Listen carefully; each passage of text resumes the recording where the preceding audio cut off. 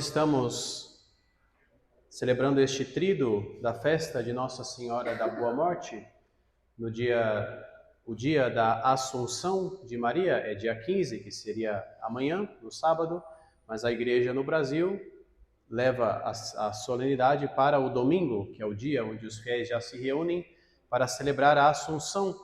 E nós então também celebramos Nossa Senhora da Boa Morte, porque Nossa Senhora, nós sabemos, é um mistério da nossa fé, Nossa Senhora não morreu, mas foi assunta ao céu.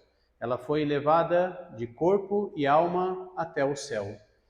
Ela e Jesus são as únicas pessoas no céu que estão já com o seu corpo e sua alma gloriosos. Todos os santos, todos aqueles que estão no céu, ainda esperam a vinda de Jesus, a segunda vinda, para que assim eles tenham também um corpo glorioso.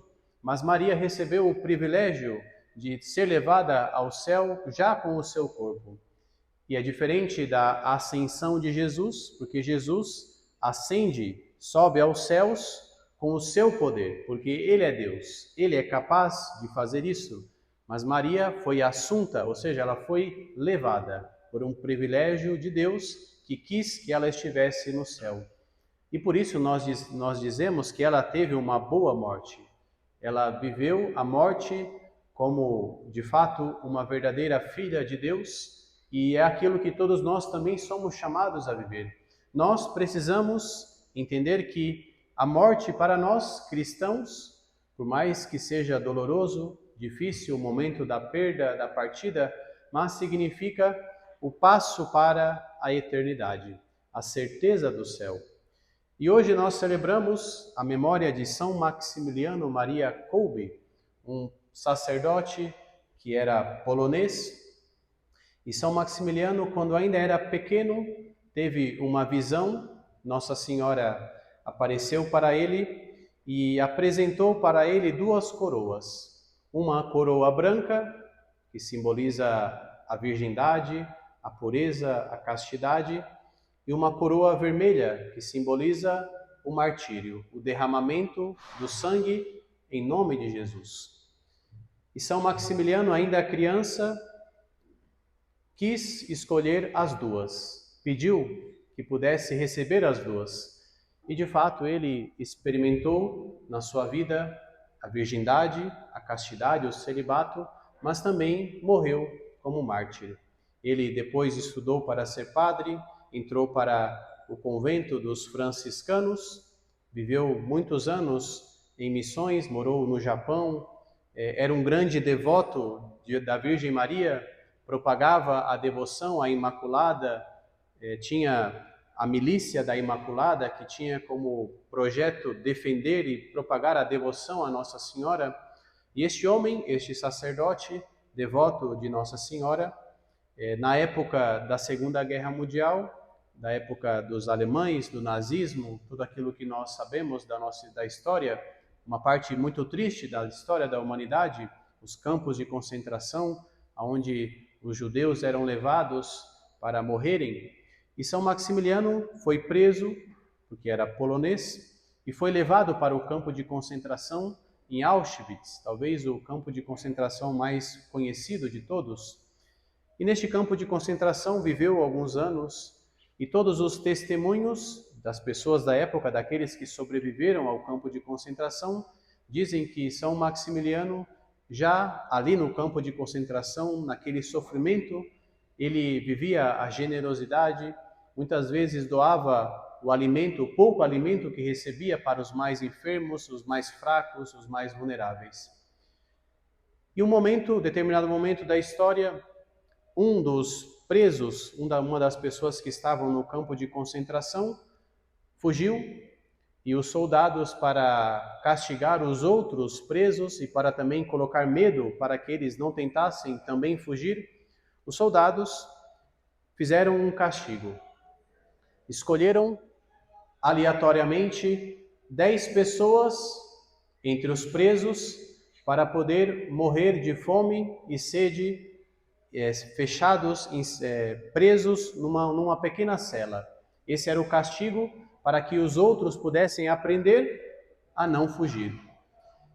E diante dessa escolha, os soldados começaram a escolher aleatoriamente, você, todos estavam enfileirados, os presos estavam enfileirados, e quando chegou no último, o homem que foi escolhido para morrer, ao escutar o seu nome, na verdade, ao escutar o seu número, porque eles eram separados por numeração, ao escutar o seu número, este homem começou a chorar, a gritar, a pedir compaixão, a pedir que não fosse ele, porque ele era um pai de família, tinha 2 filhos, que não fizessem isso com ele.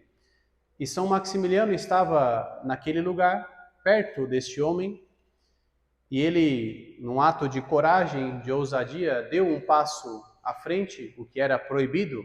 Se alguém saísse da ordem estabelecida, era morto.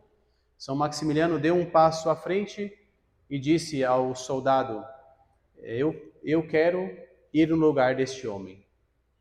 E o soldado ficou surpreso. Quem, em sã consciência, escolheria ir para um lugar para morrer de fome e de sede, podendo deixar que outro faça? E o soldado então perguntou a ele: por que você está fazendo isso? E ele disse: eu sou um sacerdote católico. Eu não tenho família. Este homem tem família, então eu quero morrer no lugar dele. E aí, São Maximiliano foi, então, o soldado permitiu essa troca, o que também é uma loucura, que o soldado aceitasse o pedido de um preso, também era uma loucura, mas o soldado permitiu a troca, e São Maximiliano então entrou nesta cela com mais 9 homens, e ali ficaram 2 semanas. Alguns foram morrendo durante o caminho, durante os dias, porque não comeram, não beberam, não tinham nada, e sobraram 4, entre eles São Maximiliano. E como não morriam, os soldados tiveram que dar uma injeção letal para que morressem. E os testemunhos da época, de pessoas que estavam ali, que conviveram, que estavam perto da cela, ou mesmo alguns que tinham a função de retirar os corpos daqueles que morriam, dizem que, em vez de escutarem lamentações, gritos desesperados, ou mesmo gritos de ódio, se escutavam orações, preces, cantos, tudo isso inspirados por São Maximiliano. Ele, como um sacerdote católico, até o último momento, cuidou, aconselhou, com certeza deu os últimos sacramentos para aqueles que eram católicos, e assim São Maximiliano entregou a sua vida. Um grande mártir da nossa igreja, um homem da nossa época, do nosso tempo, que viveu a essência da sua vocação.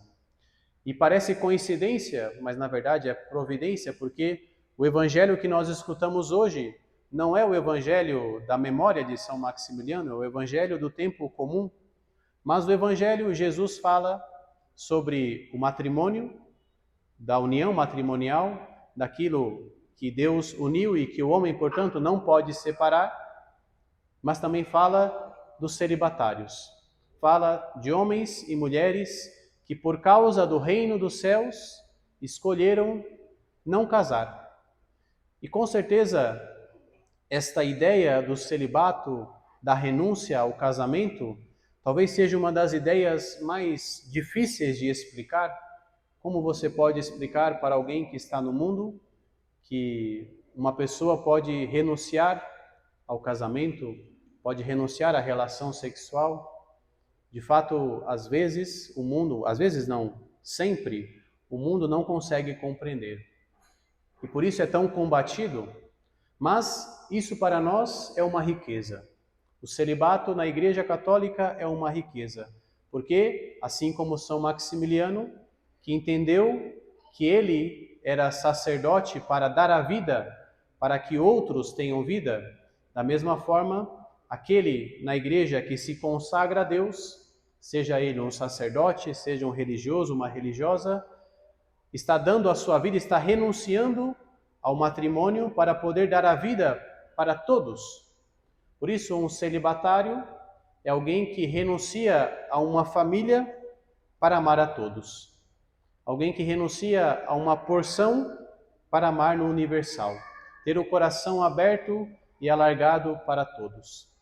Então hoje nós podemos pedir, pela intercessão de São Maximiliano, que ele nos ajude a que nós também possamos corresponder à vontade de Deus, corresponder à vocação de Deus. O quanto nos nossos tempos a família é atacada, o quanto nos nossos tempos o celibato é atacado, peçamos a Deus a graça de que nós, na nossa vocação, na nossa missão, correspondamos fielmente àquilo que Deus deseja para nós e que nós também corramos para a santidade. Pode parecer loucura, mas eu considero a morte de São Maximiliano uma boa morte. Por mais que as circunstâncias não sejam agradáveis, mas São Maximiliano morreu como um santo. Morreu e com certeza foi direto para o céu. Que Deus nos conceda essa graça, de que no dia em que nós também tenhamos que morrer, porque todos nós teremos que morrer um dia, nós tenhamos uma boa morte, assim como Nossa Senhora, assim como os santos e santas que nos precederam. Louvado seja o nosso Senhor Jesus Cristo.